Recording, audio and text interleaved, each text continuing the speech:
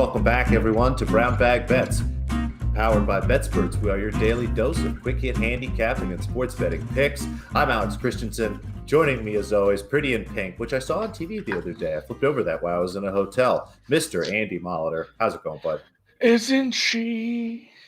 I don't know all the words to that. I know the next three words, but pretty in pink. Yes, we mentioned it. It was supposed to be Pink Month. It is October. There's going to be one of these NFL weekends. I'll try tomorrow. Yeah, there's going to be one of these NFL weekends where they don't do a good job of announcing it. It just all of a sudden, hey, guess what? It's breast cancer weekend. Everyone has pink shoes and gloves and stuff. It's great. Anything for awareness for stuff like that's fine. But they just don't ever announce it. All of a sudden, it just happens one morning. Like you're watching NFL and everyone's pink. But I like the pink too. Tonight. I wish a team would adopt some sort of pink color scheme. It's kind of nice, especially like that darker pink, like the color of those Razor phones. For everyone that's of that particular age, it remembers like the candy pink Razor phone. I remember that. Yes, top 5 all-time phone. I had a Razor. I'm not afraid to admit that was my favorite flip phone of all time. So there is football tonight. They probably won't be wearing pink, although one of these teams does sometimes wear a very bright safety vest yellow. Hunting, as too much to Dan's chagrin, he does not like those jerseys. But earlier in the game, earlier in the day, I think actually these probably are all just going to overlap. Actually, you know what? The White Sox game is at 3:07 Central, so just a shade after 4 Eastern. We have baseball, and the series price has been up for a little bit.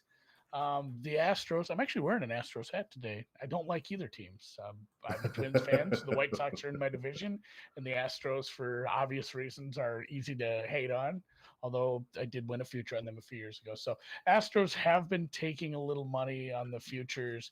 This, and honestly, this game price, very similar. You're going to find about a -130 on Houston here. The total, I want to say, was right around 8.5. I'm going to have to double check that quick. But it is going to be Lance Lynn and Lance McCullers. Lance and Lance.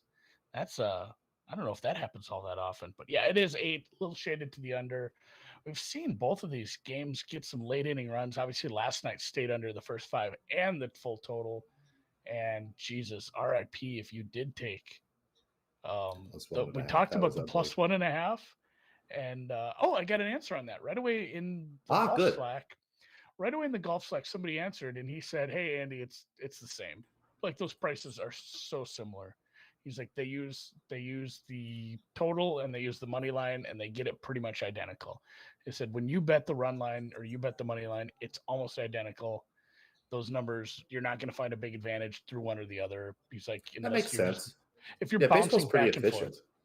Yeah, he said there was a little inefficiency on betting the run line for the favorites because of the extra innings runner rule. You were seeing multiple runs in the, especially if it was a favorite on the road, and they could score multiple runs without a home run in the top of the 10th. So you saw some funny stuff there, but for the most part, it's about a horse apiece. And tonight, total of 8, Astros -130-ish. I'm not getting involved in this. I'm probably going to fill out a bracket or something. Maybe I'll do something. Oh, yeah. I'll have BETSPERTS put it up and see if anyone wants to fill out a bracket or pick their champions. The other game tonight is a team we've already featured. Your Boston Red Sox. My Red Sox, which they're not anymore. Like, I like the Rays. I know some people who like the Rays quite a bit. I know some people who bet the Rays tonight already. If I was going to make one bet tailing anybody today, it would probably be the Rays run line. They are a little more expensive. That total is also 8, but the money line in that one is about 150 rather than the 180 on the series price. That's a little lower. You can get the Rays on the run line for a decent price. So I don't have anything I love personally, but I'll probably be betting the Rays and maybe even doing a PrizePicks. Ooh, I could do a baseball, football, college football PrizePicks entry. I hadn't thought about that. And that's a lot. You could probably sprinkle a golfer in there if you get it early enough. If I do it this afternoon, there's actually some golfers that haven't gone. Can we put horses in there yet? West Coast golf. Does PrizePicks have man team horse yet? Frisbee golf, though. I'll have to work on that. Frisbee golf. I don't know if we have Frisbee golf. I'm actually checking right now. There's PGA up. There's NBA up right now. Some of those are... Yeah, that's today. Wow. Yeah, you can do preseason NBA in there. All right, well, let's get with it. Tennis, I don't know where you ended up last night, man. You bet too many things. I'm gonna call it a qualified win because I I put more on Shea at the end. Like at That's the good. end, I hit Shea spread and Shea 2-0 at the end of the night with my first run. First run winnings, first inning run, yes, winnings, and I put it all on Shea, and she covered all that. Obviously, I fell asleep. I didn't even watch the tiebreaker, which thank God I didn't. That would have been tough. But some more picks today in the Indian Wells. Yeah, Shea was a good kind of way to close out the day. A little ugly to start. We gave a little back, but that's fine. We'll get some more here today. We'll start with Anna Kalinskaya. She's a small favorite here in this match against Claire Liu. Claire Liu, a solid player, but Kalinskaya got a chance to play in qualifying here a little bit, has been playing again more tennis lately, and it's something I talk about pretty regularly. We like back in qualifiers, which we're going to do a couple other times here, and at the same time, it's always nice to kind of look for players that are in form. If you're handicapping tennis, looking at the last 2 weeks is really important context. And Lou hasn't been playing that much, generally having a down year. I have Kalinskaya minus 155, almost 160, depending on how I tweak things here in this match. So 120, 125 looks fine to me. Magdalena Freck minus 2.5 games. Depending on where you look, you can find this. The 2.5 games was, I think, even money. So that's kind of why I played it. There's 1.5, there's 2, something like that. I expect her to win this match if she does very comfortably over Sai Zhang. Zhang's someone who generally picks up a lot of ranking points at this time of the year, but that's back when we had the Asian swing. It's been about 2 years, thanks to COVID, since we've been in Asia. She hasn't had a chance to kind of go in and do what she generally does, win a couple small tournaments in China. Generally, there's a tournament in Thailand she does very well in, and some of the smaller Japanese events, but is here playing in Indian Wells. Again, very competent player, but hasn't been over here, hasn't been playing too much tennis. It really is going to have to rely on Freck to have a poor match, and she's been playing solid tennis all year, especially against players like this. So like her here again, lay whatever game spread you have. See if you can get a -3, -2.5, something like that. I was able to get a 2.5 myself. And then we've got a couple underdogs here, qualifying underdogs. I know Andy likes this. We'll get him perked up for these. Arko Nada is playing Alya Tomljanovic. Tomljanovic, very good player, but an Australian player. And one of the things we've seen with them, they've had a really tough travel year, given how tough it's been to get in and out of Australia, given how much, again, they're still struggling down there with COVID and doing some pretty serious lockdowns and quarantining and things like that. So has had some travel issues. Again, hasn't been playing very much tennis lately. Arko Nada, again, not the best tennis player in the world. This is kind of a hold your nose pick if you are a tennis fan and you start to look at who she is, but made it through qualifying. Actually might have been a lucky loser either way, but has been playing some solid tennis. Again, won an event this week before at an ITF level. So I like her kind of in form on an upswing against someone who I'm concerned again about her general form and also, her level of attention to this event. And Shua Liang, she did get through qualifying. We backed her to do that. She plays Allison Risk. Risk, someone has never done well at these courts. 1-7 here in Indian Wells. For whatever reason, just generally doesn't like this place. That does tend to play better at this time of year, but again, that's back when she was playing in Asia and things like that. So I think you have kind of a lot of those forces at work here that are being a little bit underrated. And Liang's been playing very nice tennis. I was able to get her at 240. I think there might even be a little bit better number out there, but a favor to spread and 2 underdogs for us today.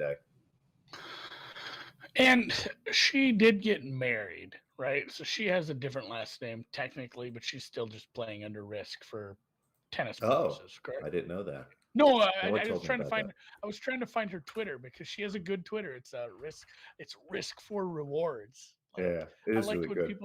I like when people make a little pun out of their name. There's also another, and this actually has helped me, and everybody should do this. But there's a golfer named Matthew Neesmith. A lot of people would say Matthew like Naismith because it's N-E Smith, and the S is actually capitalized, so it's kind of a weird name. But his Twitter is Matt _, and then Nee, Knee Smith. Like that, just to phonetic it out like that for me, that's just good. awesome. It's very helpful. So I'm a big Matthew Neesmith stan just because he did that for me. Speaking of Matthew Stafford tonight. That's not even his name, by the way. It's John Matthew Stafford. I was alerted to this morning. That is a pandemic in the U.S. in the NFL at this point. We have Dakota Prescott not going by his first name. I don't know how many more of these are, but I'm definitely going to dig into all the starting quarterbacks at this point to see how many Do you have are some gummies have to been do a name deep dive this weekend or something? have What do been. you up No, to over somebody sent it to me. He's like, how did I not know this? So yeah, John Matthew Stafford will be heading up to Seattle. Primetime game with the 12s up in the Pacific Northwest. Seattle's a 2.5-point dog. I don't have much action in this outside of a teaser. I teased Seattle out to 8.5 with Minnesota. Money lines plus 115. If you were going to get involved with Seattle, I would suggest just taking the money line, even though Seattle does play weird games. You gonna tease them For the up? most part. Yep. No. So I teased Seattle up with Minnesota down. So I have Good. Minnesota minus 2.5, Seattle plus 8.5 teaser. Nice to start the weekend getting one of those legs. It happened last weekend with the Bengals getting there for the teaser, but not catching the other leg thanks to the Giants just doing what they did on my ass, stunting on me like they did.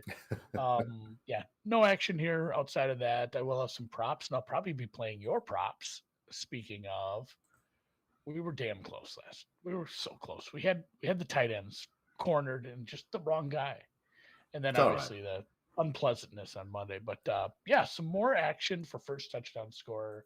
Lord knows I'll find these. Shop around. This is the ultimate shop around because you're going to go somewhere, and there's going to be some Wilson like 14 to 1s. Don't bet that. Go open 2-3 tabs, find a good price on these because you absolutely can if you try. Yes, sir. Now we're going to jump in. Just a few picks. Normally we have 4 or 5 of these today. One of them is one I would tell you to go grab this as soon as possible. Alex Collins, first touchdown scorer. It looks like Chris Carson's going to be out. He has a chronic neck injury that seems to have flared up. And as of late last night, it doesn't seem like he's going to play. They do still have odds up for Chris Carson. But if you go look around, you can find Collins. And, like Andy said, there's a pretty big range here. A couple books have adjusted Collins down to like 7 to 8 to 1. 10 to 1 is another number you can find, but keep poking around. There's a 12 to 1 out there. I can't exactly remember where that was. It might have been MGM or Canby, hard to say. But 12 to 1, poke around, you should find that. And then Taylor Higbee, and I'm sorry, Collins. Again, the reason we're going around there, it's not just that we get a chance to kind of take an off number. As you look at the Rams, they give up rushing touchdowns. They are one of in the top half of the league in terms of rushing touchdowns given up, not only per game, but as you start to look at things per drive on a per play basis, it's really where they've been susceptible here. So as you start to look at some of their rushing threats on the Seattle Seahawks, you've got Collins at the top. And down there at the bottom, you already talked about Mr. Wilson. Like you said, there's some numbers here less than 20. Anything 20 or better is fine. I was able to find a 22.